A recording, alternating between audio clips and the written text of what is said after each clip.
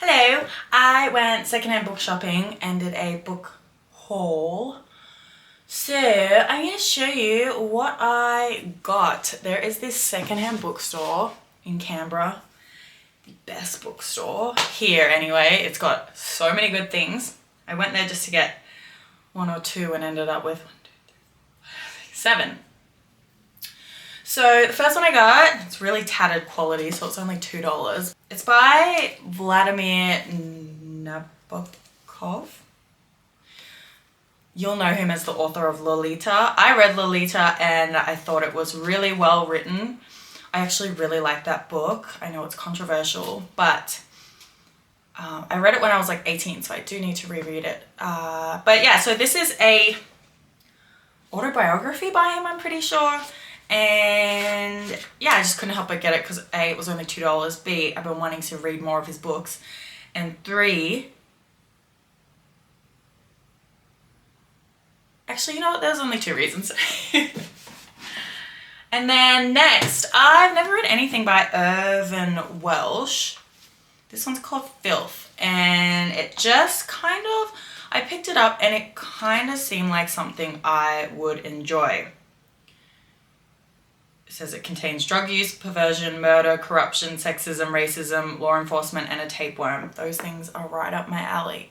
And I read the reviews for it and they were pretty good, so I thought I would give it a go. Also, that was a joke. I hate how you have to preface everything that it's a joke because everyone online takes everything so fucking seriously. Like when I said, sexism, racism, corruption, that shit. Obviously, it's a fucking joke.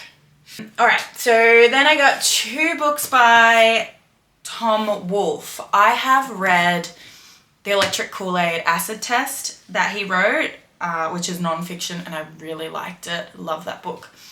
I've also got by him The Candy Colored Something Something Baby, but I haven't read that one.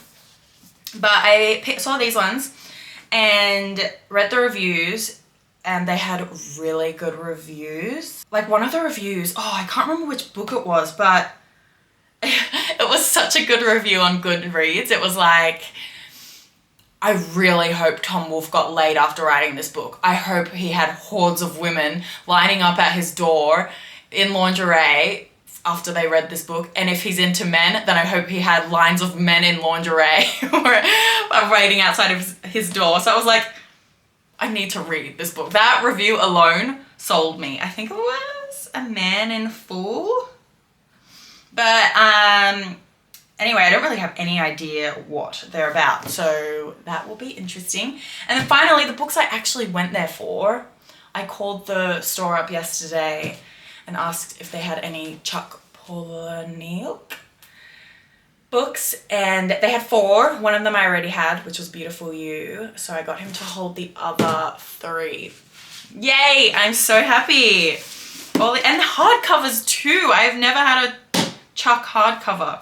Chuck's my favorite writer. So we've got Damned. This one had good reviews. I was looking at all of his book reviews yesterday because I want to read all of his books, and I'm going in order of the least well reviewed to the best. Damned was pretty good. His best reviewed novels were Fight Club, of course, at number 1, then Invisible Monsters, and then I think it was Survivor. And from memory of what I've read of his, those, especially Invisible Monsters and Survivor, are my top. And then as his later books come out, the reviews tend to get worse and worse and worse. Wait, I put it in a spreadsheet with the average reviews. So here's how it went if you're into this sort of thing. So Fight Club at number 1, then Invisible Monsters, then Survivor, then Rant, which I do have, then Burnt Tongues, which I'm pretty sure that's not, he was just the editor of that, but I do want to read that book. Then Lullaby, Choke, Diary, Haunted, Make Something Up, which I've got, so yeah, I got Make Something Up, Damned, and Doomed, which I'm pretty sure is the sequel to Damned. So yeah, then it goes The Invention of Sound, which I have. Damn, Doom, Snuff. Snuff had bad reviews, but I have a feeling I'm gonna like that book. Adjustment Day, Shock Induction, Beautiful You, Not Forever But For Now, and then finally Tell All. Tell All had the worst reviews. So out of those ones, Beautiful You is the one with the lowest rating that I have. I will get the others. So I'm reading it now.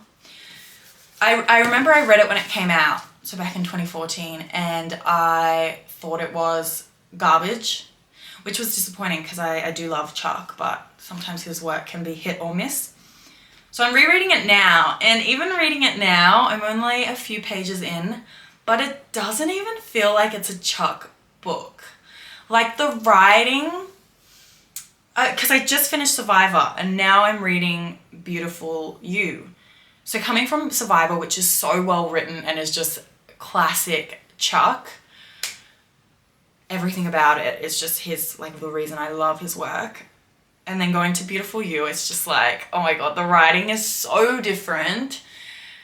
It feels like he must have been like on a deadline because it is so rushed. And he gave that writing advice of, if you're into writing, you will know, because it's like kind of famous writing advice. But he's like, it starts off with him being like, when you first listen to me, you're going to hate me, but in 6 months, you will be a much better writer.